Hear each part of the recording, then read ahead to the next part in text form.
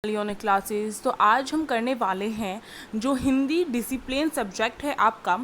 क्या Hindi discipline subject अगर आपका डिसिप्लिन होता है तो वो आपका अगर सेमेस्टर जो है आपका 4 में आ रहा है तो उसकी ये वीडियो है जिसमें हम देखने वाले हैं भक्तिन अपना चैप्टर। इससे रिलेटेड जो भी क्वेश्चन आएंगे वो मोस्टली क्वेश्चन यहाँ से कवर हो जाएंगे। बस एक आपका जो समीक्षा वाला क्वेश्चन आता है वो अलग से रह जाएगा और बाकी सारे क्वेश्चन यहाँ से कवर हो जाएंगे। और इससे पहले मैं आपको बता दूं किस टाइप के क्वेश्चन आते हैं भक्तिन में। जो भक्तिन है, पहली बात महादेवी वर्मा ने लिखी है, ठीक है। भक्तिन जो है उसको लेकर पूछा जाता है कि भक्तिन का चरित्र चित्रण क्या है, ठीक है। तो वो क्वेश्चन यहाँ से कवर हो जाएगा। मूल संवेदना पूछी जाती है भक्तिन की, तो वो आपके यहाँ से कवर हो जाएगी, ठीक है। और इसके साथ साथ समरी पूछी जाती है, यानी कि सारांश पूछा जाता है, वो आपका यहाँ से कवर हो जाएगा। तो चलिए स्टार्ट करते हैं, देखते हैं। और ये देखिए भक्तिन जो है, भक्तिन सबसे पहले मैं आपको थोड़ा सा इसका जो बेसिक जो इन्फॉर्मेशन है दे देती हूँ। तो देखो जो भक्तिन है वो महादेवी वर्मा की एक सेविका रही थी। और ये जो भक्तिन है इसका जो जीवन रहा है एक तरीके से संघर्ष में रहा है बहुत ज़्यादा। इसने अपना अगर देखें तो इसकी जो मतलब कम उम्र में ही इसकी जो शादी वो कर दी जाती है, क्योंकि इसकी जो माँ होती है उसकी मृत्यु हो जाती है और इसकी जो सौतेली माँ होती है इसकी शादी बहुत कम उम्र में कर देती है और 9 साल की उम्र में तो ये अपने ससुराल में पहुंच जाती है। उसके बाद जो है इसे 3 बेटियां होती है, पर इसकी जो जेठानी होती है और इसकी सास जो होती है, क्योंकि लड़की पैदा की है इसने, ये एक पाप समझा जाता है एक तरीके से। उस समाज की बात की जा रही है और वर्तमान में भी ऐसा कहीं कहीं पर देखने को मिलता हमें, ठीक है। और इसके साथ साथ फिर इससे सारा काम करवाते हैं। इसके बाद भी वो जो है काम करती है और अलग रहना स्टार्ट कर देती है अपने पति के साथ, पर बहुत कम उम्र में ही उसके जो पति है, भक्तिन के पति की मृत्यु हो जाती है। फिर इसके बाद जो होता है भक्तिन अकेली रहती है और इसके बाद जो उसकी बेटी होती है जिसकी शादी हो रखी होती है उसके पति की मृत्यु हो जाती है। तो ये जो संघर्ष वाली जो इसकी ज़िंदगी रही है वो यहाँ पर हमें देखने को मिलेगी। और भी बहुत सारी जो घटनाएं वो घटित हुई हैं। और इसके साथ साथ जो भक्तिन है उसने महादेवी वर्मा का जो जीवन है उस पर किस तरीके से उस पर प्रभाव डाला है, ये क्वेश्चन भी आपका यहाँ से बनता है और यहीं से निकलेगा आपका इस वीडियो से, ठीक है। तो चलिए फटाफट देख लेते हैं। यहाँ पर ऊपर जो है महादेवी वर्मा के बारे में थोड़ी सी इंफॉर्मेशन दे रखी है, ये हमारे काम की नहीं है। यहाँ से देखना स्टार्ट करते हैं।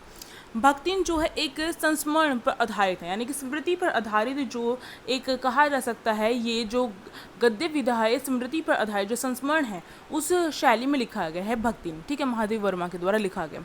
तो इसे आप स्टार्टिंग बता सकते हैं। अब देखिए भक्तिन जो है महादेवी जो वर्मा है उसकी जो प्रसिद्ध जो संस्मरण शैली कहा जा सकता है या संस्मरणात्मक रेखा चित्र कहा जा सकता है, जो क्या है स्मृति की जो रेखाएं हैं उसमें देखने को मिलती हैं हमें। यानी कि जो स्मृति होती है, याद करके हम जब कुछ चीज़ें लिखते हैं और उसे जो है अगर हम कहानी के तौर पर लिख रहे हैं, गद्य विधा के तौर पर लिख रहे हैं तो वो आ जाएगा, ठीक है। अब देखिए इसमें बता रखा है महादेवी जो है उसकी जो अपनी जो सेविका भक्तिन है उसके अतीत और वर्तमान के बारे में जो भक्तिन जो ये पार्ट है ये हमें क्या दे रहा है, यहाँ पर हमें उसके बारे में एक मार्मिक जो चित्रण है वो प्रस्तुत करता है। महादेवी का जो घर है उसमें जो काम शुरू करने से पहले और जब यानी कि जो महादेवी के घर में जो भक्तिन है वो काम शुरू करने से पहले उसने कैसे एक संघर्षशील जो स्वाभिमानी और कर्मठ जीवन अपना जिया था, यानी कि संघर्षशील जीवन भी रहा था उस भक्तिन का। भक्तिन एक महिला का नाम है जो महादेवी वर्मा के वहाँ पर काम करती थी, यानी कि महादेवी वर्मा की सेविका है। संघर्षशील जीवन रहा उसका, स्वाभिमानी जीवन रहा और कर्मठ रहा, ठीक है। और इसके साथ साथ कैसे पितृसत्तात्मक जो मान्यताएं हैं वो उसे कदम कदम पर क्या करती हैं, कदम कदम पर सहनी पड़ती है। और अपनी बेटियों के हक की लड़ाई जो है उसने लड़ी है किस प्रकार से, और उसने कभी भी हार नहीं मानी है, ये सब कुछ हमें जो है पता चलता है भक्तिन जो हमारा ये पाठ है इसके द्वारा। तो अभी हम देखेंगे सारी जो बातें हुई हैं किस तरीके से हमारे पाठ में देखने को मिलती है हमें।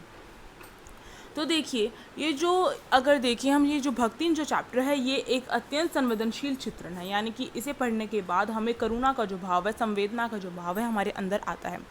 इसके साथ ही जो भक्तिन महादेवी जी के जीवन में आकर किस प्रकार से जो है उनकी जो परिस्थितियाँ होती हैं उनमें अपना जो रूप है वो दिखलाई पड़ता है भक्तिन का, जिसके कारण लेखिका जो होती है, यानी कि लेखिका के जीवन पे इस तरीके से जो प्रभाव है भक्तिन छोड़ देती है कि लेखिका कभी भी जो है भक्तिन को अलग नहीं करना चाहती है। लेखिका व्यक्ति तत्व के कई अनछुए जो आयाम है वो जो है यहाँ पर उद्घटित होने स्टार्ट हो जाते हैं। इसी कारण व्यक्ति तत्व का जरूरी जो अंश मानते हुए जो भक्तिन को खाना नहीं, यानी कि जो भी खोना नहीं चाहती है भक्तिन को, यानी कि जो लेखिका है महादेवी वर्मा उसे अपने जीवन का एक अनूठा अंश मान रही है, यानी कि इम्पॉर्टेंट पार्ट मान रही है और भक्तिन को कभी भी खोना नहीं चाहती है। भक्ति न सिर्फ महादेवी जी की जीवन में अमीर छाप छोड़ती है बल्कि पाठकों के हृदय में भी स्थायी भाव प्रकट करती है। ठीक है, यानी कि केवल भक्तिन जो है केवल महादेवी वर्मा के जीवन में ही क्या है अपनी छाप नहीं छोड़ती है, बल्कि हम पाठकों के हृदय में भी जो है अपना स्थायी भाव जो है छोड़ देती है। ठीक है, इसके साथ जो है इसमें बताया गया है कि किस प्रकार से जो भक्तिन है उसके बहाने से बताया गया है इस पाठ के अंतर्गत। एक भक्तिन जो एक महिला को लेकर जो है पूरे समाज में जो स्त्री का जो एक परिस्थिति रहती है, जो स्थिति रहती है स्त्री की, उस सिचुएशन को दिखाया गया, किन किन सिचुएशन को जो स्त्री है वो सहती है यहाँ पर। तो यहाँ पर जो स्त्री अस्मिता है और संघर्षपूर्ण जो आवाज़ है एक स्त्री की, उसको दिखाया गया है भक्तिन के माध्यम से। ठीक है, भक्तिन जिसका जो वास्तविक नाम है उसका क्या नाम है, भक्तिन का असली नाम क्या, लक्ष्मी नाम है भक्तिन का असली। ठीक है, लेखिका महादेवी वर्मा की सेविका है। ठीक, बचपन में ही भक्तिन की जो माँ है उसकी मृत्यु हो जाती है, जैसे मैंने कहा था। सौतेली माँ ने 5 वर्ष की आयु में ही भक्तिन का विवाह कर दिया। ठीक, और उसके बाद 9 वर्ष की आयु में उसे ससुराल भेज दिया था। तो इस तरीके से देखिए इतनी कम उम्र में ही भक्तिन को क्या करना पड़ा है, इतना बड़ा जो बोझ है, यानी कि कम उम्र में बाल विवाह की जो यहाँ पर प्रथा है हमें देखने को मिलती है। ठीक है, तो एक ये चीज़ यहाँ पर हमें देखने को मिलती है। इसके बाद देखिए भक्तिन जो है वो ससुराल में जब भक्तिन जाती है तो उसकी जो है 3 बेटियाँ होती हैं। ठीक है, 3 बेटियाँ जन्म लेती हैं, जिस कारण उसकी जो सास है और जेठानी है उसकी उपेक्षा करते हैं, यानी कि उसने लड़कियों को जन्म दिया इसलिए उसे महत्वपूर्ण नहीं माना जाता है। ठीक है, ये चीज़ दिखाई गई है कि लड़कियों को जन्म देना पाप समझा जाता है। ठीक, ये चीज़ यहाँ पर दिखाई गई है। और सास और जेठानी क्या करती थी, आराम करती थी और भक्तिन से क्या करवाती थी, काम करवाती थी। और उनकी जो नन्ही नन्ही बेटियाँ थी उनसे भी काम करवाया जाता था, घर और खेत दोनों का। भक्तिन चुपचाप ये सब कुछ सहती रही, पर भक्तिन का जो पति है उसे बहुत ज़्यादा चाहता था, इस वजह से भक्तिन और उसका पति जो है अलग जो है उन्होंने अपना घर बसा लिया था। ठीक है, इसके बाद क्या हुआ, इसके बाद भी जो भक्तिन है उसका जीवन जो है सरल नहीं रहा। भक्तिन के जीवन के दुर्भाग्य जो है एक तरीके से उसका पीछा करता हुआ वहाँ तक पहुँच गया और भक्तिन का जो पति है उसकी मृत्यु हो गई, बहुत ही कम आयु में, अल्प आयु में उसके पति की मृत्यु हो गई।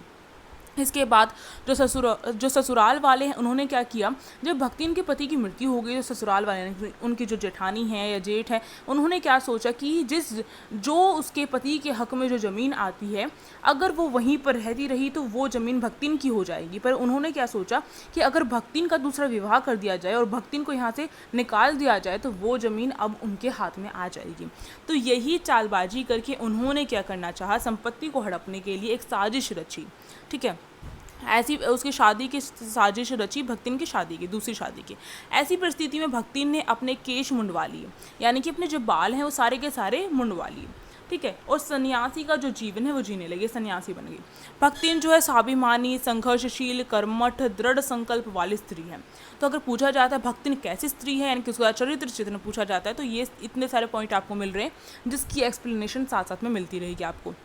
ठीक है, संघर्षशील तो बहुत अच्छे से यहाँ पर इन पैराग्राफ में हमें समझ में आ रहा है। ठीक है, अभी देखिए आगे देखते हैं जो पितृसत्तात्मक जो मान्यताएं हैं और छल कपट से भरे समाज में अपनी और अपनी बेटियों के हक की लड़ाई लड़ती है। यानी कि भक्तिन एक ऐसी स्त्री है जो पितृसत्तात्मक जो समाज है, जो मान्यताएं हैं कि अगर पति की मृत्यु हो जाती है तो ऐसे बहुत सारे जो उसके ऊपर जो लगाए जाते हैं, जो साथ साथ जो है इतना बड़ा एक पितृसत्तात्मक एक समाज हमें इस तरीके से भी दिखता है कि जो भक्तिन की जो लड़कियाँ हैं, जब वो लड़कियों को पैदा करती है, बेटियों को पैदा करती है, तो उसके बाद उसकी कोई वैल्यू नहीं होती भक्तिन की उस समाज में, और इस वजह से उसे बहुत ज़्यादा संघर्षपूर्ण जो जीवन है वो जीना पड़ता है। तो इस तरीके से दिखाई देता है हमें। ठीक है, और घर गृहस्थी संभालने के लिए अपनी बड़ी बेटी दामाद को बुला लेती है, यानी कि जब भक्तिन अलग रहना स्टार्ट कर देती थी अपने पति के साथ, उसकी मृत्यु हो जाती थी, उसके बाद जो है वो सोचती है कि अब जो है मैं अपने दामाद और अपनी बड़ी बेटी को अपने पास बुला लेती हूँ, और वो आ भी जाते हैं। उसके बाद क्या होता है, उसके बाद उसकी जो बेटी है, दुर्भाग्यवश उसकी जो बेटी का जो दामाद है, यानी उसका जो पति है उस बेटी का, उसकी भी मृत्यु हो जाती है। अब भक्तिन के जो जेठ जेठानी होती है वो क्या करते हैं, एक साजिश फिर से रचते हैं कि ये जो भक्तिन की विधवा बेटी है इसका विवाह दोबारा से करवाया जाए, और उसके लिए वो ज़बरदस्ती जो विवाह है उसकी साजिश रचते हैं। पर भक्तिन की जो बेटी है वो साफ इनकार कर देती है। ठीक है, तो इसके बाद अगर मैं बताऊं आपको, तो भक्तिन की बेटी साफ इनकार कर देती है विवाह करने से। तो वो जो साजिश है इस तरीके से रचते हैं जेठ जेठानी कि अपना जो ये तितरबाज जो साला रहता है, यानी कि इसके जेठ का जो साला है, यानी कि जेठानी का जो भाई है, उससे शादी करवाने के लिए भक्तिन की बेटी के बारे में जो है उसे बताते हैं।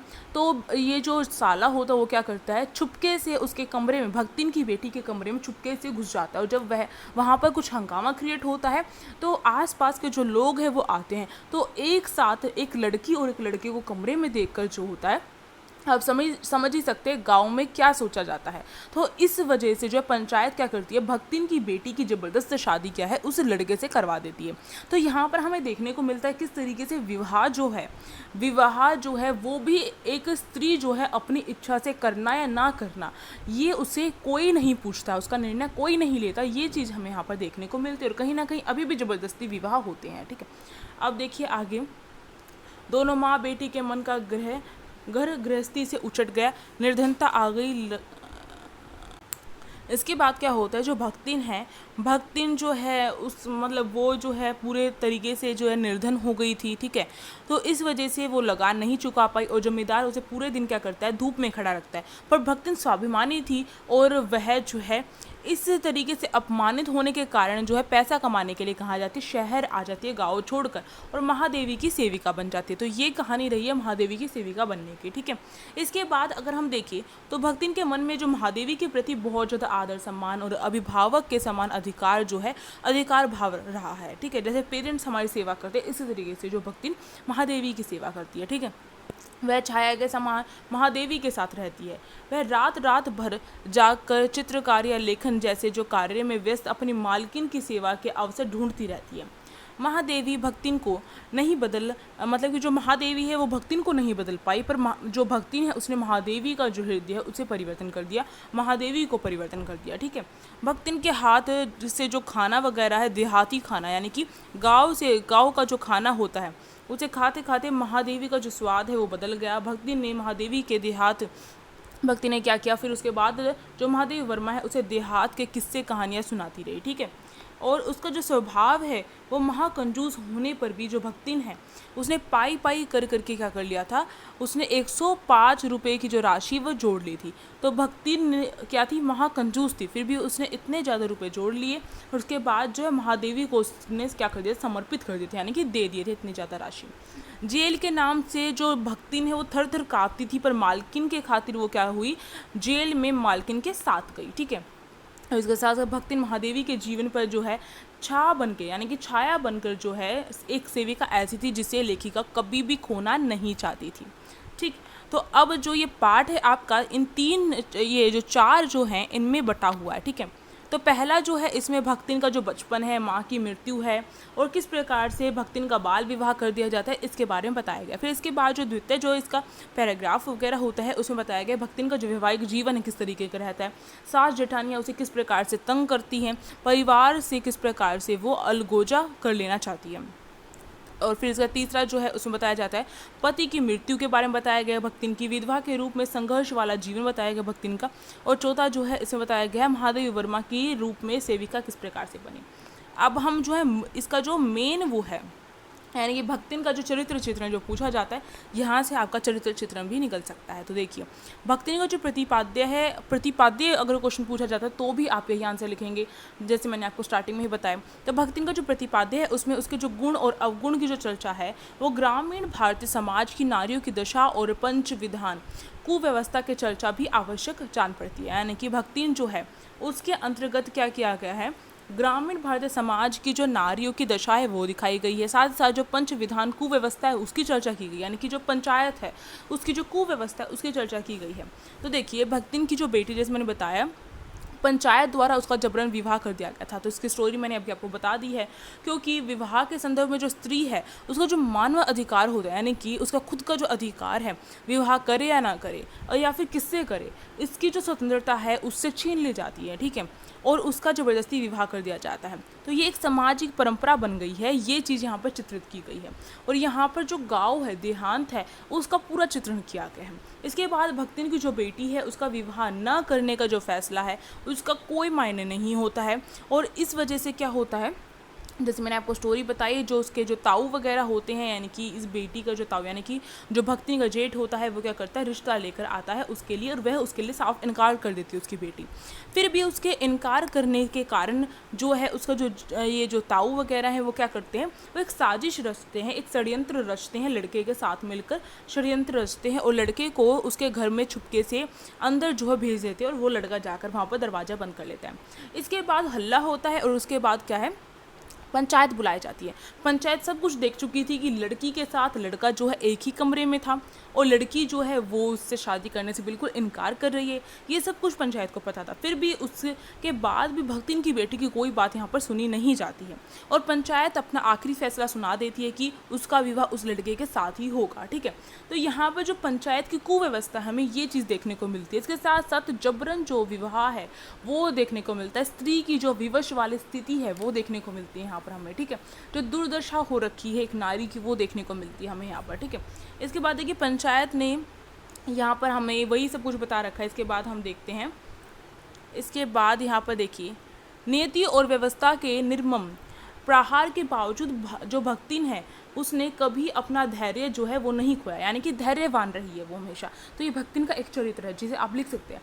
स्वाभिमानी है, संघर्षशील है, धैर्यवान है। ठीक है, न ही अपने व्यक्तित्व में जो दुर्गुण जो है उसे समाहित किया, यानी कि इतना ज़्यादा जो है उसके साथ गलत व्यवहार हुआ है। ठीक है, उसके बाद भी उसने जो है अपने अंदर कोई भी दुर्व्यवहार जो है उसे आने भी नहीं दिया। ठीक है, इसके बाद महादेवी वर्मा की जो सेविका भक्तिन है उसके व्यक्तित्व की कई उल्लेखनीय विशेषता रही, जैसे समर्पित सेविका। किस प्रकार से समर्पित सेविका है, वो दिन रात जो होती है अपनी जो मालकिन जो महादेवी है उसकी सेवा में लगी रहती है, और एक अभिभावक की तरह क्या होती है उसकी सेवा करती है। तो उसका चित्रण हमने अभी ऊपर देख लिया है। तो ये वाला हमारा पॉइंट कवर था स्वाभिमान। स्वाभिमान किस प्रकार से है कि जब उसे जो है, जब वह लगान नहीं चुका पाते निर्धनता के कारण, और जब उसका जो जिससे उसने लगान जिससे उसने जो धन है वो लिया था, जब उसे पूरी धूप में वो क्या करता है, भरी धूप में उसे धूप में खड़ा करता है, तो उसके बाद जो होता है उसे भक्तिन जो है शर्म के कारण और अपमानित होने के कारण क्या करती है, पैसे कमाने के लिए, यानी कि वो चुपचाप नहीं बैठती है, पैसे कमाने के लिए एक उसके अंदर स्वाभिमानी तो था ना, तो उसके जो मतलब गुजारा तो चल ही रहा था उसका, पर उसके अंदर अपमानित होने के कारण एक स्वाभिमान था कि उसके स्वाभिमान को ठेस पहुंची, इस वजह से वो शहर को जाती है पैसे कमाने के लिए, धन कमाने के लिए। जिस समय अगर देखा जाए कि गाँव में जो स्त्रियां हैं उन्हें धन कमाने की कोई इजाज़त नहीं होती, काम करने की इजाज़त नहीं होती है, तो भक्तिन उस समय अपने स्वाभिमान को बचाने के लिए क्या करती है, पैसे कमाने के लिए जाती है। तो यहाँ से ये वाला कवर होता है आपका तर्कशील अभी हम देखेंगे परिश्रमी जो है वही हो जाएगा, किस प्रकार से सेविका के रूप में कार्य करती है वो, और इसके साथ साथ और भी चीज़ें हो सकती हैं। अब तर्कशील इसका हम देखेंगे, संघर्षशील का तो हमने पूरा देख ही लिया है, किस प्रकार से उसके जीवन में इतना ज़्यादा संघर्ष उसने किया है। ठीक है, अब देखिए इन गुणों के कारण जो भक्तिन है उसने महादेवी वर्मा के जीवन को भी खास प्रभावित किया है। भक्तिन के साथ रहकर महादेवी के जो जीवन शैली है वो कैसी हो गई थी, सरल हो गई थी। अपने जो उसकी जो यानी कि जो लेखिका है उसकी जो सुविधाएं हैं जिसे वो चाह कर भी जो है छिपाने लगी थी, यानी कि जानबूझकर जो भी सुविधाएं कि भक्ति मेरे लिए सब कुछ करने को तैयार है, फिर भी जो है कुछ सुविधाएं जो उसे मिलती थी उसके लिए वो चुपचाप रहती थी। उसके साथ जो असुविधाएं होती थी उससे सहना जो है उसने सीख लिया था लेखिका ने। तो ये प्रभाव पड़ा था भक्तिन का लेखिका के ऊपर। इसके साथ साथ भक्तिन उन्हें क्या है देहाती भोजन खिलाती थी, ठीक है, जिससे उनका स्वाद बदल गया था, ये दूसरा प्रभाव पड़ा था भक्तिन का। इसके बाद है कि भक्तिन जो है एकमात्र एक सेविका न होकर महादेवी की अभिभावक और आत्मीय बन गई थी, यानी कि महादेवी की एक अभिभावक, जिस प्रकार से हमारे माता पिता हमारी सेवा करते हैं उसी प्रकार से यहाँ पर जो भक्तिन है वो बन गई थी महादेवी की। और आत्मीय का मतलब है यानी कि बहुत करीबी, ठीक है। अब इसके बाद देखिए भक्तिन का जो चरित्र है अगर उसके बारे में अगर हम देखें तो वो जो है वो पाक कला और तर्क क्षमता में बहुत ज़्यादा उत्तम रहा है उसका चरित्र। किस प्रकार से रहा है, भक्तिन जो है ठेठ देहाती रही है, सादा भोजन पसंद था भक्तिन को। रसोई में वो क्या करती थी, पाक छूत जो है उसे बहुत महत्व देती थी, यानी कि यहाँ पर जो भक्तिन है वो नहा धोकर बिल्कुल चौके को साफ़ करती थी, रसोई को साफ़ करती थी, उसके बाद वो क्या करती थी उस पर जो है कोयले की जो माटी है उसे फेरती थी, यानी कि जो चूल्हा है उसे बिल्कुल चमका देती थी। इसके बाद ही वो क्या करती थी, रसोई घर में किसी को प्रवेश भी नहीं करने देती थी, और उसके बाद ही वो भोजन बनाती थी, वो भी बड़े अभिमान से। तो ये तरीका होता था उसकी पाक कला का। तो यहाँ पर हमने पाक कला का देख लिया। अब अगर हम इसकी जो तर्क क्षमता है उसे देखें, तो जब भक्तिन जो है तर्क वितर्क में बहुत ज़्यादा माहिर थी। जब भक्तिन जो है भक्तिन को क्या कहा जाता, तर्क पट्टू भी कहा जाता था, ठीक है। भक्तिन जब उसका पति की मृत्यु हो जाती थी, जब उसकी जो जेठ जेठानी है उसके दूसरे विवाह की साजिश कर रहे थे, तो उस समय जो भक्तिन है वो क्या करती है, अपने केश मुंडवा लेती है। जब वह अपने केश मुंडवाने की बात करती है तो सब क्या कहते हैं, सब उसका जो है एक तरीके से विरोध करते हैं। तो उस समय जो है भक्तिन तर्क देती है कि भक्तिन शास्त्रों का तर्क देती है, और वह कहती है कि तीरथ गए मुंडाए सिद्ध, ठीक है, इस तरीके से कहती है। तो घर में इधर उधर रखे गए जो पैसे होते थे उन्हें वो चुपचाप जो है छुपा के रख लेती थी।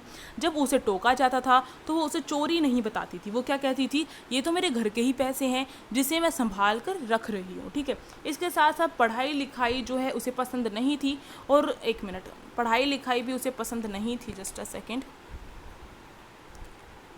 और उसके लिए भी वो क्या है, उस पढ़ाई से बचने के लिए भी तर्क देती है कि अब हमहू पढ़े लागब तो घर गृहस्थी कौन देखी सुनी, यानी कि अब हम पढ़ने लिखने लग गए तो घर गृहस्थी कौन देखेगा।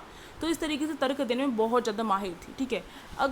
अगर देखा जाए तो जो भक्तिन है वो एक तरीके से लेखिका के जो गाँव है उसके बारे में सब कुछ बताती है, किस प्रकार से ईमानदार धर्म परायण नारियाँ जो है उसकी व्यवस्था रही है। तो लेखिका इन सारी चीज़ों को जो है अपने इस भक्तिन चैप्टर में उकेर रही है, और गाँव की स्त्रियों को सारी सीख देना चाहती है। तो भक्तिन का चरित्र हमने बहुत अच्छे से कवर कर लिया। इसमें हमने जो है लेखिका पर भक्तिन का किस प्रकार से प्रभाव पड़ा है उसमें पूरी स्टोरी बताओगे, और मेन जो बातें मैंने आपको बताई वो बतानी है आपको, किस प्रकार से प्रभाव पड़ा है और क्यों नहीं खोना चाहती है लेखिका भक्तिन को। उसका आंसर भी यही हो जाएगा। सारांश में हमने देख लिया है, ठीक है। इसके बाद और भी जो भी क्वेश्चन आपके प्रतिपाद्य को लेकर बनेंगे वो यहाँ से कवर हो जाएंगे आपको। तो मोस्टली क्वेश्चन यहाँ पर कवर हो गए हैं। एक तत्व को लेकर एक क्वेश्चन पूछा जाता है, वो अगर टाइम मिलेगा तो वो मैं आपके लिए ज़रूर बनाऊंगी, ठीक है। तो अगर वीडियो अच्छी लगी तो लाइक शेयर एंड सब्सक्राइब, और आपके लिए जो है क्वेश्चन पेपर की वीडियो भी आएगी तो उसे देखना बिल्कुल नहीं भूलना है, ठीक है। इसलिए सब्सक्राइब करके रख लो चैनल को। अब जो है हम नेक्स्ट जो क्लास होगी उसमें मिलेंगे। Thank you for watching.